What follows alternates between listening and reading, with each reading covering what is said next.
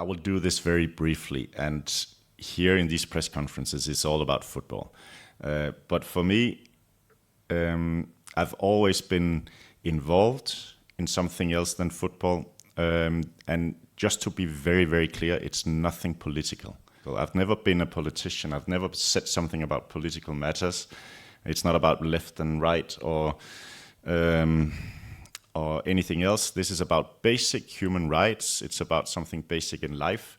The things that I'm involved in, and I will do that no matter if I'm a coach, if I'm a teacher, if I'm a doctor, whatever, is try to make the world a better place for the next generation. I just think that we should try to, everyone, high and low, wherever we are in the world, try to treat each other with respect and empathy, and maybe just push a little bit positive vibes out there. So I will do that.